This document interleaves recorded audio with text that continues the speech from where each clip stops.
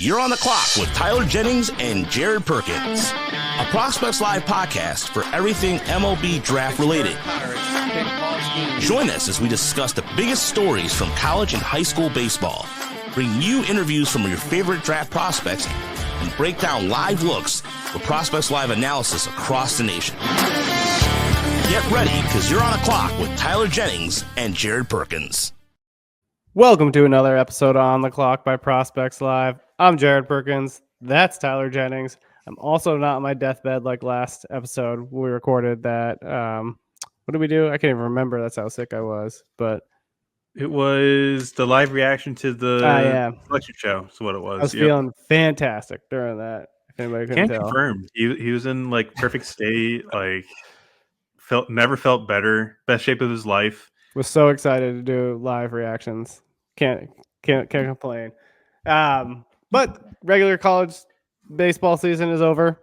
We are in NCAA Regional, so they're all wrapped up except one game. UConn versus Oklahoma is happening right now as we record here. What are some highlights for you from the regionals? First off, Evansville. That was the first thing I was going to mention.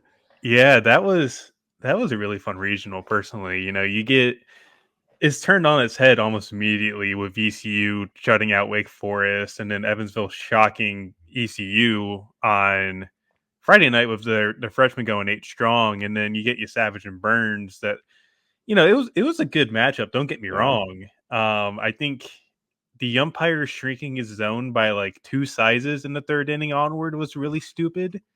And I think that really led to a lot of the offense that happened, like third inning umpiring. Yeah, like Cameron Gill should have been the final out of the third inning. In fact, he had like strike 5 on him at one point, but he walked, and then Nick Kurtz had the go-ahead single. And then Chase Burns had a little bit of issue. He did lose some feel at some point for his secondaries, but like that strike zone just got instantly smaller for no reason whatsoever. Both guys had 4+ walks, didn't they? Yeah, and like you can make the argument with Savage of like having at least just 1 walk. Yeah. Like, I think if Savage at least tied the ECU single season strikeout record, he probably should have broken it. That's just me, though. Like, I thought the zone it went from a normal zone to like, you have anything on the black, it's not being called. It was pretty ridiculous. But I walk away from that one. But other than that, like Wake Forest going 2 in barbecue was definitely a little bit interesting for me, especially the ending of that game. That was a really exciting ending. They've been kind of up and down all year. Like I think from preseason, both of us and everybody else had them at the top with LSU, and the lineup just wasn't the same as it was the year before. Yeah, and I think the best way to put it is Connor O'Neill, who's a beat writer for Duke and Wake Forest. I kind of brought this up earlier in the year, but like everybody on Wake's team had a career year last year. Yeah. And like you lose Bennett Lee, who was a big part of the catching, the battery for that staff too. Like he was a big part of how that staff really succeeded last year in a hitter-friendly ballpark. And then you go to this year where like Josh Hartle isn't really throwing his curveball in the dirt because it's not to really trash on like Cameron Gill or Tate Balestra or anything, but like it's really tough to kind of have them block a pitch like that.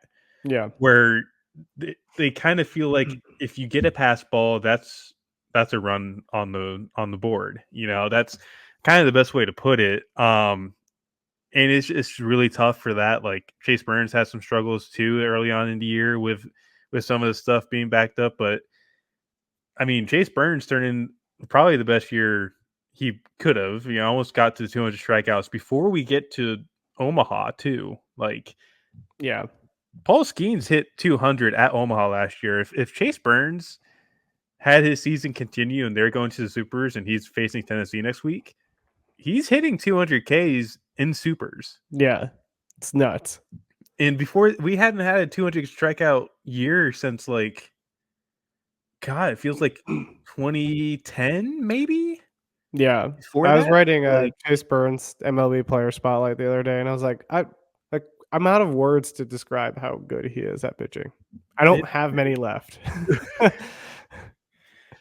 Plus, he had such a dominant stretch at the end of the year. Like he had 5 or 6 straight games where he struck out 13 plus. Yeah, That's it's dumb. pretty good. But credit to Evansville, man. That's a really gritty team. They really scheduled hard to get to this point, Yeah, and winning the Missouri Valley got them prepared for this, in my opinion. They really scheduled hard non-conference. I remember they got swept at Mississippi State at the early part of the year. But that kind of stuff matters. It really yeah, in postseason play because they showed up. They showed up big time. Oral Roberts was a 4 seed last year, made it to Omaha. Do we see a Evansville maybe shock the world? could do it. Beat Tennessee. I'm not saying it won't happen, but you got to leave that possibility open. Yeah, I was just going through their schedule now, and they had some good out of conference games. Like they played some decent teams, went 38-24. I mean, they took one out of. I'm looking at this Indiana State series, right? Because at the time they were ranked 14th, and they took one game, but the other two games were close. It wasn't like they got blown out in either of them. So cool to see. I love those stories. See those guys get to the super regionals. Like you mentioned, we've been waiting for a team to kind of be that upset and make it to the College World Series. So who do they go on to face? Do you know? Tennessee. They will be Tennessee. going to Lindsey Nelson. Yeah. And kind of just looking at the rest of them, I do believe. I know NC State, Georgia is going to be at Foley Field. Kentucky is going to get Oregon State, I do believe. Florida is going to travel to, I think, Texas A&M. I might be wrong on that. From what I know, NC State goes to Georgia. West Virginia is going to be coming to Chapel Hill next week. The winner of UConn, Oklahoma is going to go to Tallahassee next week. And I think K-State's going to Virginia now because K-State won the higher seed, but Virginia, obviously being the host of the Charlottesville Regional, they got to go to Virginia for that. Oh, no, sorry. Florida goes to Clemson. That's what it is because the Backitch and Sully were part of Clemson a while back, and I remember that. Yeah. So, yeah, that's that. I'm trying to think of what else. I think A&M gets Oregon because Oregon won the Santa Barbara Regional. I think that's everything from what I know so far. So we're in for a pretty fun Super Regionals. And 5 ACC teams are in. I think the most they've ever had in Omaha is 4. Assuming that all 5 of them do win, that's going to be a new record for the ACC to go to Omaha. That's cool. I love it. They always get overlooked because of the SEC. Every single year. It just means less. Yep. One team I want to talk about, K-State, went into Fayetteville, took the regional from Arkansas. Kalen Culpepper was the regional MVP, finished 7 for 12, 7 RBIs, 2 home runs, and hit for the cycle against Louisiana Tech. Mm-hmm. Absolutely insane performance by him. I mean, he's a guy who is a potential first rounder in the 2024 MLB Draft and just absolutely looking insane. Also, hats off to K-State, who had kind of struggled during conference play this year, struggled throughout the season in general, and they were highly ranked in the preseason as well. They're just kind of clicking on all cylinders right now, and this is the time you want to be hot. Absolutely. No better time. You look at basketball this past year. NC State went in as a 10 seed for the ACC tournament. They won 5 games in 5 days, and they ended up in the Final Four. It really does pay off to be hot at the right time. Yeah, you get the momentum going, and you can just pull off anything. You just never know what's going to happen. Speaking of your guys, NC State, I need you to let you take the floor on this one. Talk about your Wolfpack. It's just a really interesting bunch because I think Aaron Fitt even talked about this earlier in his piece about the team. But this is a pretty young squad. Is probably the best way to put it. It's a lot of freshmen on this team, and then they brought in Garrett Pennington and Alec Makarevich in the portal, who are seasoned veterans, and it's just everything's really gelled together. Personally, in my opinion, it did start the year off pretty bad. Matt Wilson was out for the year. And they faced a lot of adversity. Josh Hogue broke his leg halfway through the year. Shane Van Dam, who was a reliable piece out the bullpen, blew out against Florida State, I do believe. So they've had their fair share of injuries to go through, and like they've really faced it strong-headed, and they've done excellent. They've really put together a solid past month or so after kind of a weird start to the year. They got swept at Georgia Tech, they got swept at Louisville, but they won 5 top 10 ranked ACC series. They're just a really, really good ball club right now, and like Yeah. Jacob Duden's really shown out in the bullpen in recent weeks. Derek Smith has gone from a guy that had like a 6 ERA to start the year, and he's now like the most reliable arm in that pen right now. And I I love it. believe Derek Smith and Jacob Duden are confirmed to go to Team USA this year already. So like having those two guys in your bullpen is amazing. And plus you have Cooper Consiglio, who's doing really well out of the pen recently. Eli Serrano at the top of that lineup doing really well. That kid looks good. Yeah, Serrano's going to be a really, really good draft pick this year. Yeah. And like, I don't know. I'm not saying they go to Omaha. I'm still kind of waiting to have my heart broken a little bit, but you know, kind of thinking about the last time we faced an SEC team with Omaha on the line, Arkansas. Had to go to Arkansas. We got to go, or not we, but like they got to go to Foley Field next week. Maybe it happens. We got a rematch of 2008. Yeah. That'll be fun. It'll be very fun to watch. I say that as I will probably be going to Chapel Hill next week. Yeah. Because you can't pass up a Vance Honeycutt JJ Weatherholt duel, man. No, Gonna try and pull some strings to get that one working, but if we get it to work, that's gonna be fun. Yeah, it's gonna be really fun. I've never attended super regionals, so I'm very interested to see how this really goes. Yeah. I've only attended a super regional once way back in the day when Arizona State played Arkansas. It's like the Brett Eibner days, just to show how old I am. He was the main Arkansas guy. I think it was like ASU had Josh Spence rolling out there. They had like just a bunch of Drew Maggi. That's it. That's how old that regional was. Oh man. Or super regional. The only one guy I want to talk about and give some props to, Jay Woolfolk, Virginia, absolutely electric. Like, talk about having a career game when you need it the most. Just does it in the regional, puts the team on his back, goes 8 innings, 8 hits, 2 earns, 1 walk, 7 Ks to really help get the Cavaliers into that super regional. Just an awesome performance for him. He's a kid who struggled most of the year. Every time I saw him, it was just a lot of command issues. Stuff wasn't sharp. But for him to pull it together in this big moment, I mean, that's just awesome for that kid. Absolutely. And like you nailed it on the head. I've seen it personally. The command struggles are real.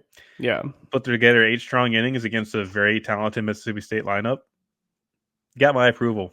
You really do. Like that was a special performance. And I don't think people really understand the magnitude of that too. Like it's just on that kind of stage, putting together something like that after the year he's had. Yeah. Nothing better. Like if this team goes to Omaha, which I kind of do feel like is the case at this point, not to say Kansas State's like a pushover or anything. They've made it this far for a reason, but like that offense 1 through 9 is ridiculously good. It's so good. It's one of the best in the country. That's a very tough task for a K-State team. So, you know, having that kind of arm show off in that kind of environment makes you kind of wonder, how does this go on in supers? How does this go? Say you go to Omaha, does he do the same there? Like, I'm very excited to see what happens. Yeah, and I mean, like you kind of hit it on the head with the lineup. The lineup is absolutely stacked from top to bottom.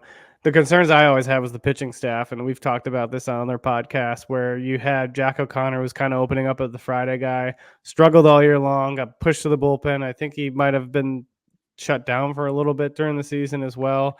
I can't remember. So he did tear a muscle. He's been out for the year. Right. Yeah. He is eating bananas very awkwardly somewhere on the back of media interviews, like halfway through broadcast, which I found out is actually not a thing for him. He only did that because of the camera and the interview. So he's just funny dude. Funny dude. But you got to give like props to the rest of the team. Like guys like Evan Blanco stepped up in the rotation, and he's become a reliable guy you can kind of throw out there. He's going to give you 5-6 innings, sometimes 7. They had other guys step up. I think Joe Savino's pitched quite a bit for them too.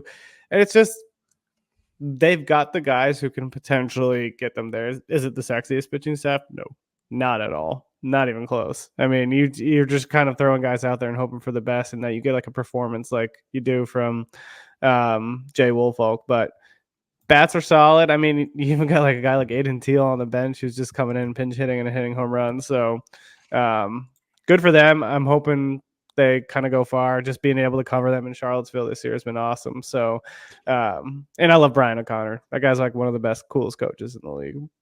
Dude, he is so nice. Yeah. So nice. Like, and like to think about it too with the Virginia lineup, like just looking at the offensive ranks this year, doesn't really pop out on paper, but when you, or sorry, no, I was looking at the pitching staff. Oh God. They are the third best offense in the country. They average 9.6 runs a game. They hit 113 bombs as a team. That's top 10. They didn't walk a whole bunch, and that's kind of like the MO with them. They're pretty aggressive. They like to get the bat on ball, but they don't strike out. They only ran a team K rate of like 15% this year, which is really good. They hit as a team 341, which is number 2 in the country, by the way. Yeah, they're just really good. They're good at baseball.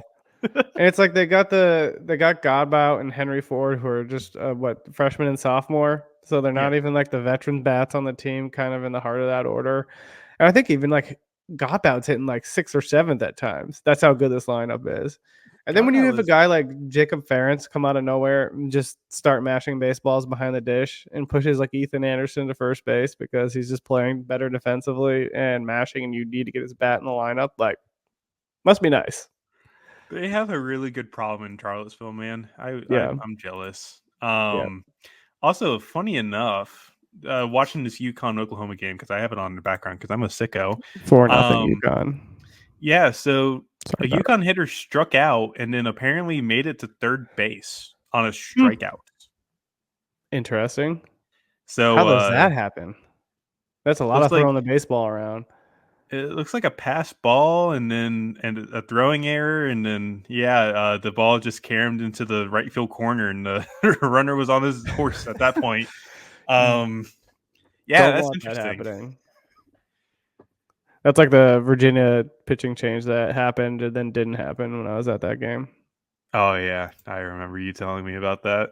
Guy comes in, throws his warm-up pitches, heads back to the bullpen. Woolfolk faces one more batter. Then they go back to the bullpen and bring him in. It must have been like some kind of batter minimum or something that I miss. Maybe. I don't know. That's an interesting one. Good times. So yeah, we'll find out. We'll have the full regional field or super regional field. I mean, after this Oklahoma UConn game, will be interesting to see. Gone through some of the regional highlights.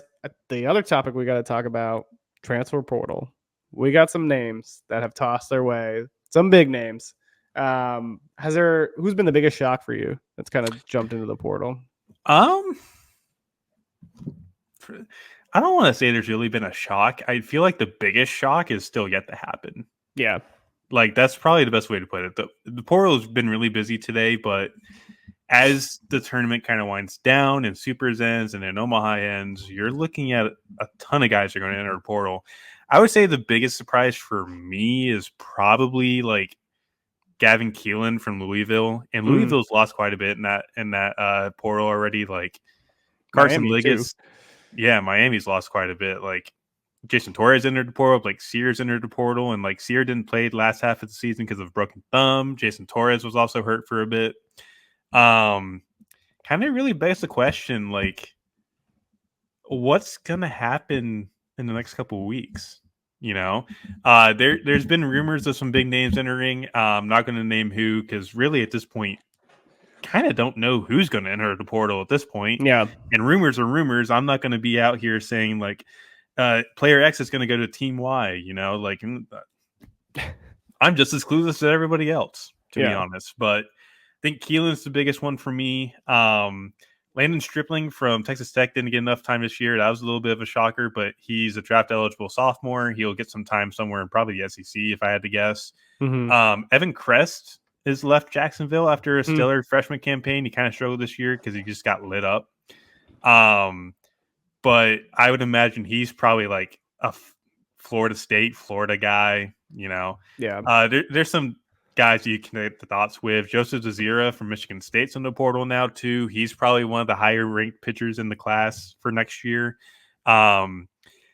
It's going to be interesting to see how the rest of this goes. And kind of just looking through everything else, like trying to think. Campbell's lost a few guys. Dalen Thompson's in the portal. It's going to be really interesting to see how everything goes down. Say, for example, could Ethan Petrie be in the portal and leave since Mark Kingston's out at South Carolina? We don't know. Yeah. Kendall Rogers hinted at something happening there. Could it be Petrie? We don't know. We won't find out for another probably a couple days at this point. But if that happens, that would be seismic. Yeah. That would be really seismic. And Petrie, even if he goes into the portal, could come back depending on what coach is hired, you know? Something tells me they're not going to get who they want. And it's going to turn into Monty Lee is in his third head coaching tenure for a school in South Carolina. Yeah. And like Monty Lee's a good coach. Don't get me wrong. Like, great dude, too. Very good at what he does. He was coach at College of Charleston. Yeah. Then went to Clemson after he had a stint at South Carolina to begin with. Came back after Clemson gave him the boot, and he's done really good as a recruiting coordinator for them. And he's got PJ Orlando that's going to be, in their eyes, hopefully getting to campus this summer. And like Carson Messina's there. Could they get Cole Messina back if they really want to and have him play with his brother? That would be pretty cool. Yeah. But with the way that Cole's kind of torn the cover off the baseball, I don't think that's likely. But who knows? Like the South Carolina guys, they have some thumpers in that lineup. Petrie's a really good thumper. Messina is underrated in my opinion. Then you look at some of the other guys like Owen Tippett. He's not really a thumper per se, but he's kind of an all-around guy at the bottom of that lineup that's done pretty well. Gavin Cassis, before he had his hamate injury, was pretty good. They're in for an interesting offseason, I think, and it's going to be something. You say, I've seen some links like Chris Pollard, Tom Walter, some of those guys from the ACC want to come down. Like Pollard is a really tough one to kind of like get away from Duke at this point, because he's already turned down the Miami job last year. That's why they hired internally. And with Pollard, like his kids are in a great public school system in Durham. I think one of his sons actually just graduated. I think the oldest just did. Not to mention, Duke is getting new facilities. They're renovating the ballpark at Jack Coombs. I really have a tough time seeing Pollard leave Duke at this point. Yeah. And like he's done a fantastic job there. Like the freshman class they have coming in this year, amazing. AJ Gracia, Chase Cruz, and all these guys, Kyle Johnson, have all been fantastic in their roles this year. And we talked about it before with this freshman crop of ACC guys. It's the strongest it's been in years. Yeah.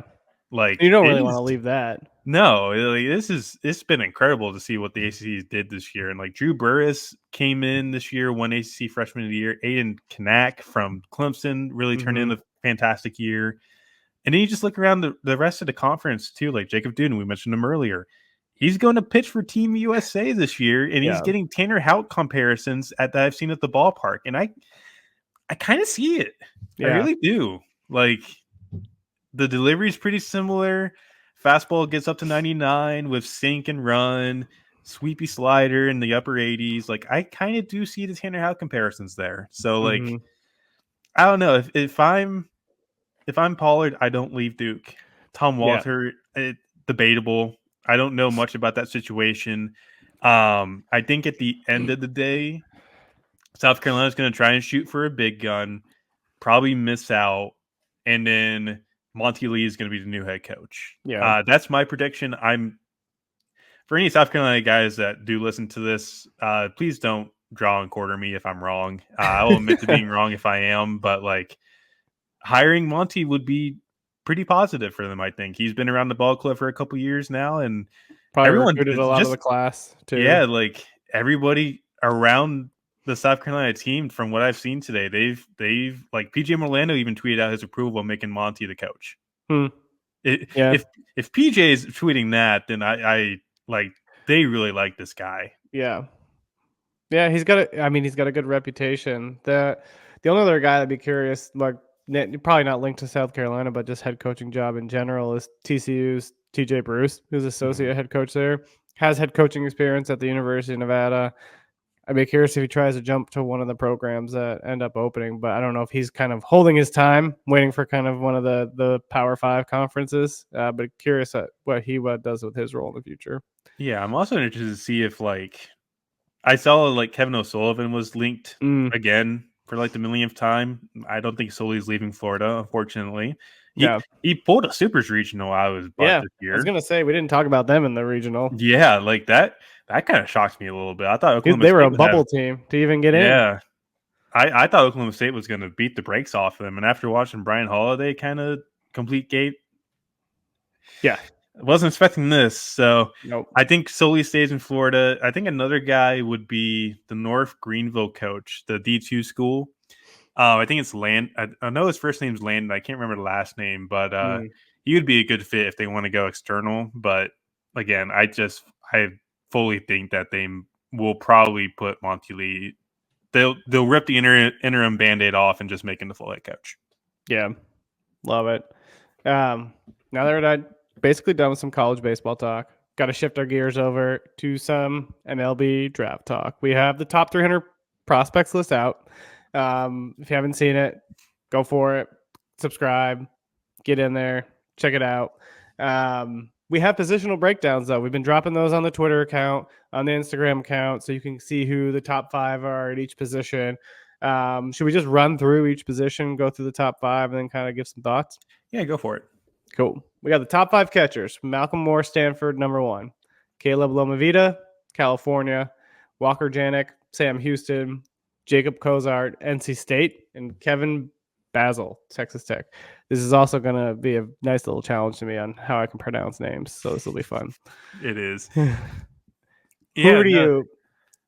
do you like really sticks out on this list the most, besides, of course, the number 1 guy? Yeah, I mean, like Loma Vita, to me, I kind of struggle with his profile a little bit. Yeah. Raw tools are obvious, very athletic behind the dish. Really, I think it's above average raw power at this point. He just chases at such a high rate. I'm kind of like, I've had to pump the brakes a little bit on how much I like that profile. And Yeah. for me, like, I kind of look at chase rate. That's kind of like my big thing in evaluating hitter, because once you get to that double A and everything like that, you're going to be seeing more advanced stuff. And if you're still chasing at that high of a rate, it's not going to end well, at least in my opinion. So, but in general, like he's the second best catcher in this class. And this catching class this year is really, really good. Malcolm Moore Yeah. leading the top. The slash line's deceiving. He's been really, really good this year. Contact rate's been up above 80%. He's one of the best fastball hitters in the country. Bazell is an interesting one. We like him here at the site. It's a really advanced bat, and I wouldn't be shocked if somebody takes him higher than what we have him at. I think we have him at it was like 40 or 45. Yeah. Or something like that. Yeah, he's 43 is what it was. So I wouldn't be shocked if that happens. Cozart, I kind of struggle with a little bit because it's kind of regressed a little bit defensively. It's not bad, but he's still a really good framer, has a good arm, but just can't see spin. I think it's like a potential 40 hit tool with like a 50 power grade on it. And obviously being a catcher, he can't run, but I think he does have a legitimate chance to stay behind the plate. And just thinking of Walker Janik, like everything's trended up this year. Yep. I wouldn't be shocked if Janik's a legitimate first rounder at this point. Don't really let tough the mid-major fool you. Yeah, like everything's trended up. The athleticism's gotten better. Yep. It was really tough to kind of put him in the first round on this one. But I think at the end of the day, like somebody asked us on our live show last week, could he be a top 15 pick? I won't rule it out. Yeah. I really won't. Like it's totally possible it could happen. And we're still a month and a half out from the draft. Everything's fluid. Everything's going to change. Like, I'm not going to, like, with 1-1, I've seen a lot of rumors going around. Like, James Tibbs could be a 1-1 dark horse. Chase Burns could be one too.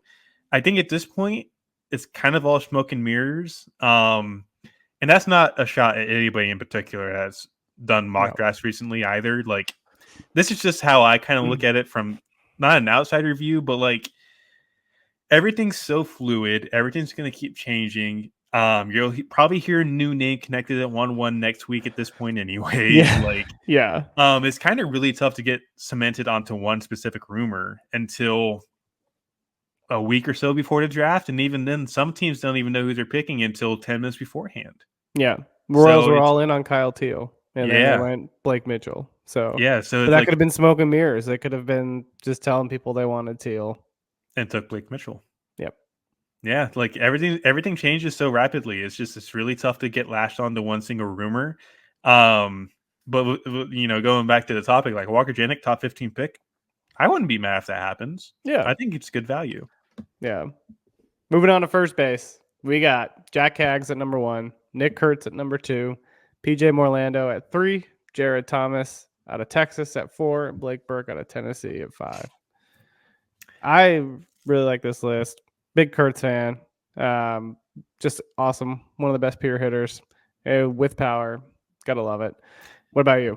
Kurtz has looked a lot better too. Start the year, he played hurt, had that injury scare at Virginia, came back and just tore the cover off the baseball. He looks a lot better defensively, man. I'm going to be honest with you. He looks a lot more fluid, more athletic. He's making more rangy plays. There's a play during the Chase Burns game in the 6th inning where I think the leadoff guy hit a double and the ball kind of scooted away and he started going to third.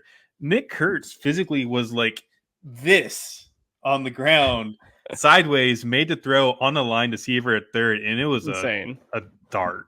I mean, it was such a really good play. And I don't think people realized in the moment how significant of a play that was, because like somebody compared it to the Derek Jeter jump throw from the hole play that was famous all those years ago. It's a really good play. I think he's a better defender for me than Caglianone is. And like Haggs is Kansas City. That would be fun. Anyways, but like first 5 teams, don't look at Kurtz. He's terrible. Awful at baseball. Anyways, moving on. But yeah, like Caglianone's bat the ball has gotten better this year too. Obviously, like he hit a ball 119 miles an hour yesterday, and it landed on the track behind O'Brate Stadium. And then you look at some of the other guys, like PJ's interesting. He's going to be older for the class. I don't want to see his position list, but I haven't heard anything really positive in terms of like where he could end up going. Could he be an outfielder? That would help his stock a lot. And then you kind of look at Blake Burke. Like Blake Burke's been an underrated bat for years. A lot of power. He chases a lot, but the bat the ball is really, really good. Yeah. And Jared Thomas is just very underrated. He was going to play center field this year, but obviously I think it was Luke Storm stepped away, and it really opened up that hole at first base. So he's had to man that. He's also started a couple games on the mound. But for me, like it's very disciplined, lots of contact, like power's coming up. A lot to like there, and I think he's one of the more underrated bats in the scene this year. I think he's ultimately a day 1 pick, but could he be early day 2? I could see it. Yeah. Moving on to third base. Of course, we have number 1, Charlie Condon, Georgia. Yep. Shocker. Cameron Smith, Florida State, 2. Billy Amick, Tennessee. Kalen Culpepper, K-State at 4. And Carson DiMartini, Virginia Tech at 5. That is a fun list. That's a loaded list, to be honest. Yeah. That's a real fun list of third baseman. And like Condon could be a fringe average third baseman and be fine. Like, yeah, really good plate discipline, really robust power. Like, I still think he's the best player in this class. But then you look at like Cam Smith, like Cameron Smith's plate discipline this year has been fantastic. He carried it over from the Cape last year, has just really blistered the ball. He's been going oppo a lot more. He looks really, really good. And looking at third base, he moves fluidly. The hands are a bit stiff, but I think ultimately he's still a third baseman. But then you look at somebody like Carson DiMartini, who, yes, the bat the ball skills aren't as good as what they were last year. Like he jumped up 15% in contact rate last year, and then he went back to his freshman year contact rate. But he was lifting the ball more. There's a lot more power. It plays to the pull side. And I think ultimately he's going to be an underrated bat this year. We had him at one point as a potential first rounder. I think he might be like an early second or like a comp round pick, and that might even be too high, like in consensus with the rest of the industry. Yeah. But it's really, really fun. Like I understand, yes, the strikeouts are going to come with it, but he's doing what he needs to do. That was our priority. We want to see him lift the ball more, and now he's doing that. It's kind of like Vance Honeycutt a little bit, but I think it's a little bit better than what Vance is because Vance is just never going to find that happy medium as a hit tool. You get a guy like a DiMartini though in the Dodgers system with their hitting development. Oh God, him and Jake Geloff being the freaking the corner infielders of the future right there. Yeah. Love it. Going on to the middle infield, we did top 10 for this one because we combined second base and shortstop. You have, of course, number 1, Travis Bazzana, Oregon State. Shocker. JJ Weatherholt, West Virginia at number 2. Bryce Rayner out of Harvard Westlake, California High School at number 3. Seaver King, Wake Forest. 4. Theo Gillen, Westlake, Texas, number 5. Wyatt Sanford from Independence High School in Texas, number 6. Then Connor Johnson at 7 from Oxford. Tyson Lewis at 8 from Millard West High School. Number 9, you got Christian Moore from Tennessee. And then rounding it out, you got Kellen Lindsay from Hardy Senior. Yeah, that's a fun list right there. And like Christian Moore, I think we underrated him a bit on this too. Like, yeah, I think he could end up being a first rounder with the way he played this year. And like, I understand, yes, his second base profile, I don't think he's a shortstop at the next level. It's just, I don't think there's enough arm, and he's got the range. It's just the arm strength is kind of my only concern. But he mashes. And I mean, it's ludicrous power. I could see like a 45 hit to a 60 power here. And honestly, I should have pushed him up higher on the board, to be honest with you. But like, it was so tough to figure it. Like Tyson Lewis, Carter Johnson, all those preps there really stick out. The 2 Texas kids look really, really good. And then like JJ Weatherholt, by the way, did you see the play he made last night against Grand that Canyon? was insane. I think Cannon. It looked like that arm looked so much better than and the slide range, and the play from the hole. Like, hey guys, I think he's a shortstop now. Yeah, that was insane. That was like that was the biggest concern coming into the year is can he play shortstop? And I think he kind of answered some questions on that one. That's a major league play that you make, and he's made some pretty good plays throughout the year as well. Sign me up for him staying at 6. Good player, JJ Weatherholt. Confirmed. Very good player, by the way. Moving to the outfield again, we got 10 here. Braden Montgomery, Texas A&M at 1. Connor Griffin, Jackson High School, Mississippi at number 2. James Tibbs III at number 3. Vance Honeycutt number 4. Slade Caldwell at number 5. Carson Benji at number 6. Dakota Jordan at 7. Ryan Waldschmidt, our guy, who's on the pod, number 8. Mike Sirota 9, and then Braylon Payne rounded it out at number 10. Wally, friend of the podcast. Yeah, gotta love it. Good list also. Oh yeah, no, I think the outfield class is pretty good this year. When you're talking about James Tibbs, ACC Player of the Year, really good plate discipline. The power's really, really good. I think he's better than Cam Smith on that Florida State roster, and I think at the end of the day, he's a top 10 pick. I can totally see it happening. There's a lot of teams in that like 6 or 10 range that would be jumping in easily. Yep. And I mentioned earlier the rumor he could be 1-1. If you get him under slot a lot and save enough money to get like a prep at 36 for Cleveland, I don't hate that. Yeah. I really don't. Like James Tibbs is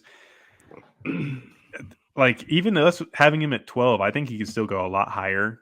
And there's multiple teams that absolutely love him. Multiple teams that do. And he's proven to us he's not just the first baseman. He can play right field. I think that's where he starts the next level.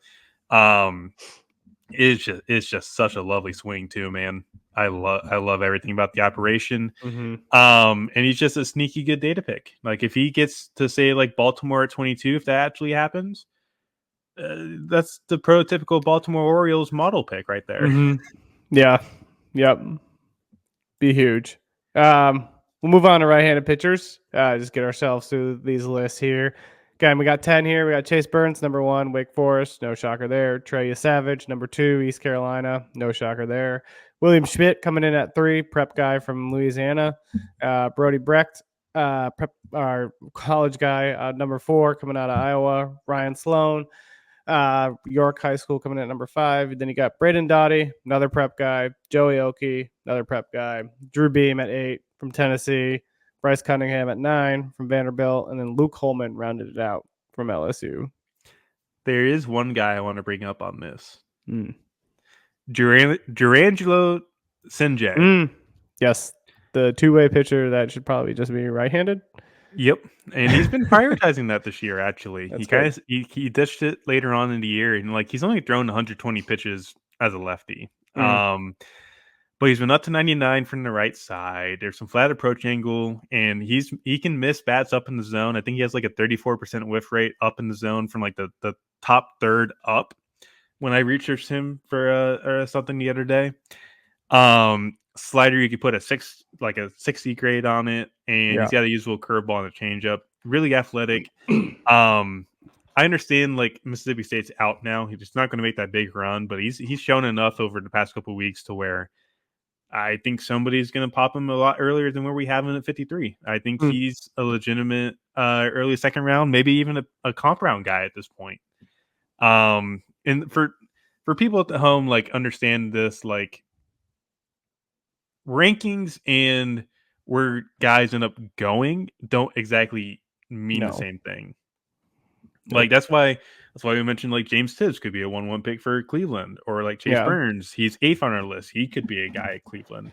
There's so much that goes into it that's like outside the rankings control.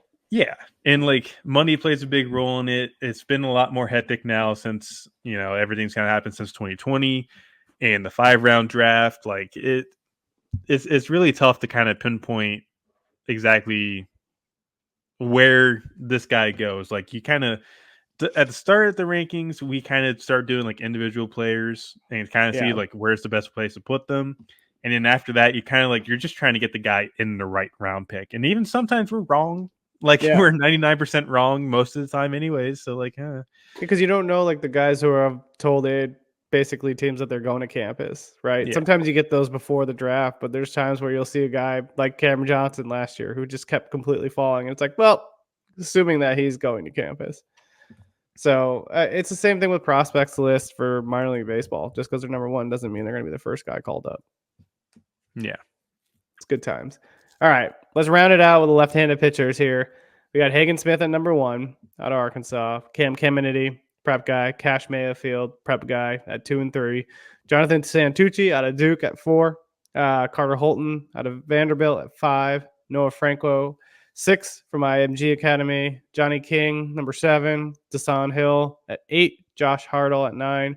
David Shields at 10. I'm also giving myself props because I did pretty well with all those names. Yes, you did. I'll give you props on that. Dasan Hill I really like, by the way. It's very lanky, very projectable, been up to 96. Good breaking ball, quality changeup. Like, again, he's another guy that could go a lot higher than where we have him ranked. And I want to talk on Kennedy too. Like, there is so much actually to like with that profile. And I think I saw somebody tweet the other day is like the fastball shape's kind of bad, which 14 vertical, 12 horizontals, not the greatest shape. It's kind of dead zoney. But when you look at the rest of that operation, like it's really deceptive, crossfire, hides the ball well, kind of really jumps on hitters quickly.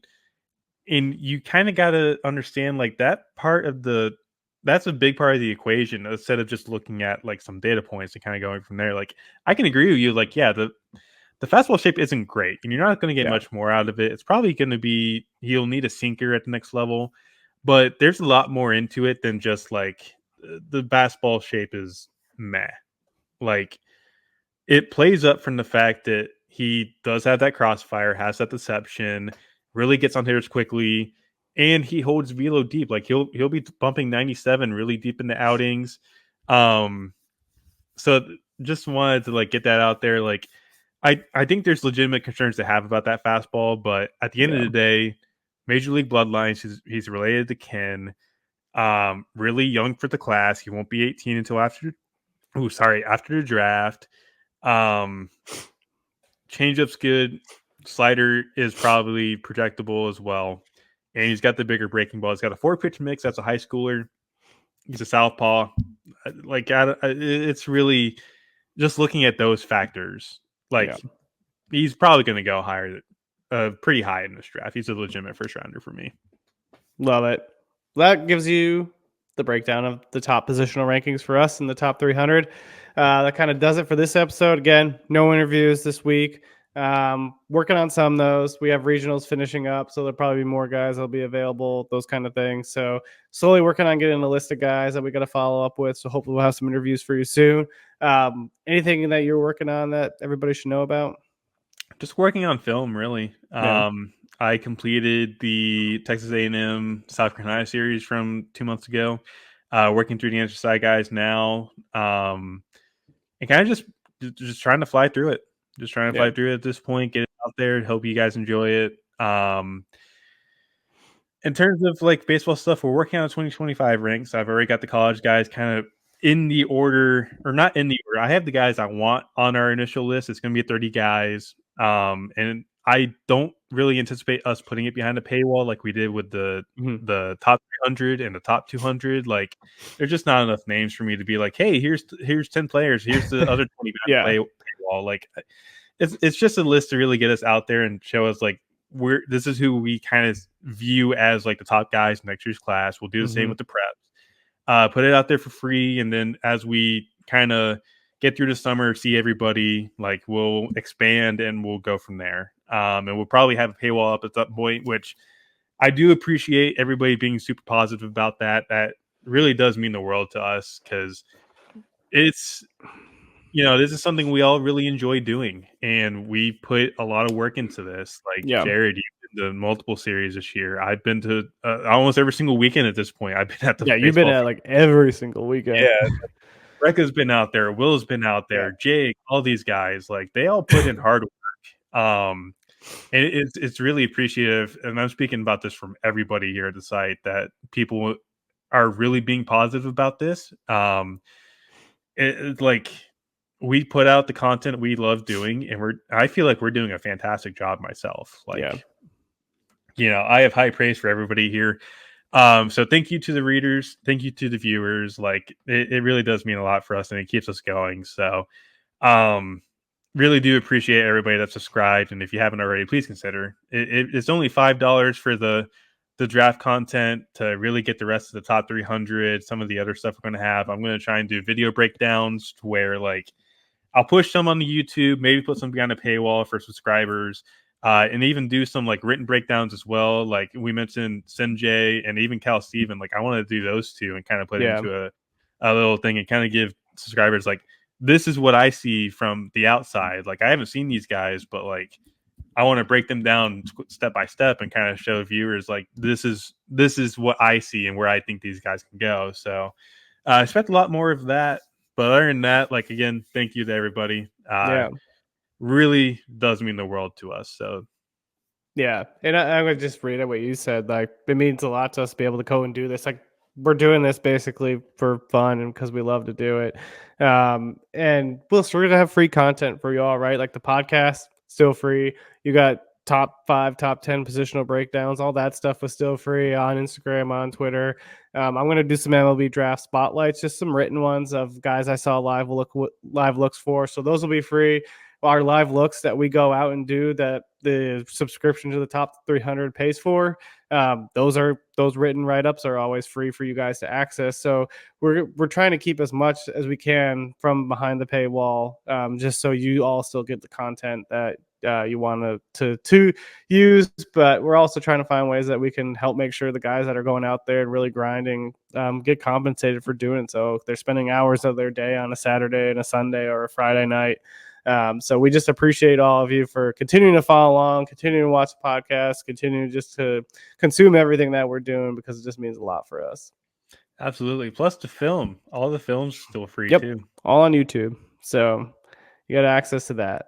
But that's about it for us. I'm going to be going out to do some MLB Draft League coverage, so I'll have you some live looks coming from that. There's a couple of a few, more than a couple. There's a few top 300 draft board guys going there. So be on the lookout for that. Be on the lookout for all the amazing content from Tyler and all our other draft analysts. Till next time, we'll see you.